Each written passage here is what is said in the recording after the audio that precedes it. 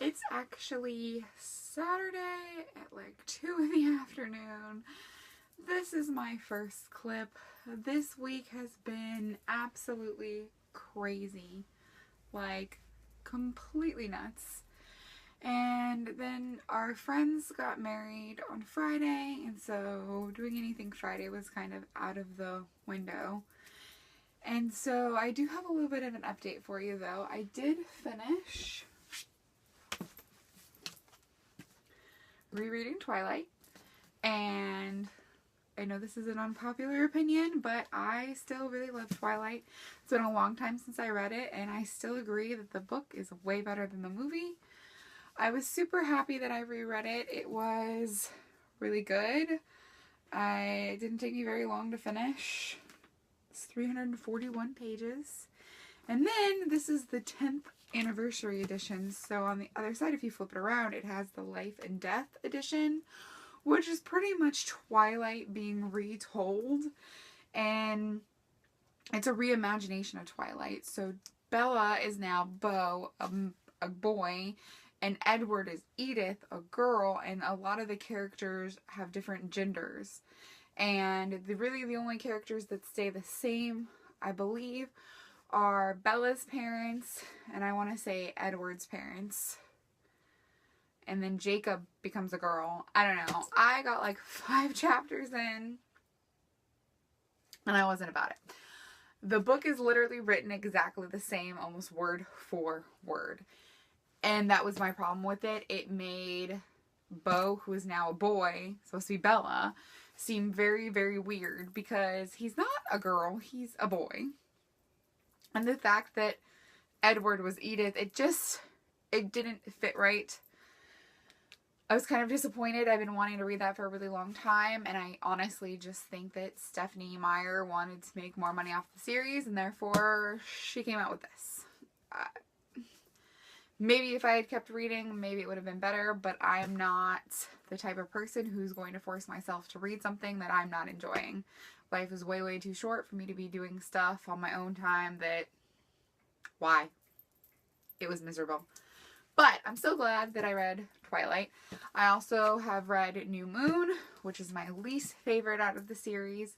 To be perfectly honest, I skipped the huge chunk in the middle. I read the very first part of the story, and then I read the last part of the story because I don't like the middle. And again, I'm not into reading things that I don't particularly enjoy. I did read through the whole book the first time I ever read it, and probably the second time. So I know what happens. I don't need to revisit any of that. It's not fun for me. It's angsty and sad and just no. So I read that, and now I'm on Eclipse. I just started that today. I also finished volume 8 of Mars, so I am now on volume 9. And the last volume I had a problem with. I mean, I've liked it so far. It's not that I don't necessarily like it still. It's just, there's a point in the story where something happens, and the girl, what's her name? Kira, is put into a very hard situation, and Ray, whatever his name is, claims to love her. They've been together like a year now, and his response to this is, I can't be with you anymore at the end of volume 8, and he leaves. That's just it. And I just don't think I understand that response, because if you really love somebody and they're put in this horrible situation, and you know it's a horrible situation, like you know the backstory. I don't want to give too much away in case anybody wants to read it, but I just didn't understand. Like, I was just like, why would that be your go-to? To just say, oh, I break up with you, that's it, I'm done. I wash my hands of you and walk away, even though it wasn't her fault. And she's only a minor. I did not understand. So I'm going to keep reading, and I hope that, like, I hope I just can understand that more, or that this resolves it somehow or something to save the rest of the series for me. So there's that. What else? Oh, I got the first 2 books in the Gods and Monsters trilogy. I think it's a trilogy. I don't know. It's by Janie Marie, and there are 3 books, and then she just recently came out with a 4th one, and it's called Who's Afraid of the Big Bad Wolf? Sorry. It's called Who's Afraid of the Big Bad Wolf, and I really want to read this. But it says that it's a part of the Gods and Monsters universe. So I would like to go back and read those 3 first. I do not know a whole lot about the series other than Who's Afraid of the Big Bad Wolf, which it has to do with like Little Red Riding Hood kind of. And I'm guessing he's a werewolf. Guessing, haven't read it, don't really know a whole lot, just taking some guesses here. But I do want to go back and read the other ones because I feel like if this is going to spoil things, I might actually like the original trilogy. I do know it has to kind of do with a love triangle, but from what I understand, the way that it's done very, very nicely, and it's done in a way where it's not freaking annoying, and I'm all for love triangles that are not annoying. If it's annoying, I won't be reading it. I will DNF it because, again, not going to read something that I'm not enjoying. One thing I wanted to discuss, though, is TBRs. I've been seeing a lot of videos lately about people, like, making their TBRs, like, less and condensing their libraries, and I just don't think I understand. I buy books constantly, and I'm a bargain book shopper. I will not spend more than $4 for a book, depending on what it is. And so if I find a book that I really, really want that's cheap, usually I'll buy it. Now, do I go out and buy hundreds of books every month? No. Do I have the space for hundreds of books every month? No. I have these 2 bookshelves, and I have 2 bookshelves over there. If it fits on those bookshelves, it can stay. If it doesn't, it's got to go. And then I have a lot of ebooks. I love ebooks for that reason. For a long time, I lost all of my books that I did have, and I didn't physically have a space for lots of books. So I only had like a handful of them, and I have like 2,000 ebooks on my e-reader. And I love ebooks for that reason because they're super cheap. A lot of them you can find for free. I mean, Kindle always has great deals. I don't always have Kindle Unlimited, but like in December, they sent me a deal for $1 and I got 3 months for $1. That was amazing. My point is, I guess I kind of went off track there. You have a whole life. No one knows how long you're going to live. Why is it so horrible to have such a huge TBR? I have hundreds of unread books on my TBR that I physically own, or I have ebook, like digital copies of, and I have hundreds and hundreds of them. But it doesn't really bother me because I know I'm going to want to read it. If I was interested in it, obviously I'm going to want to read it.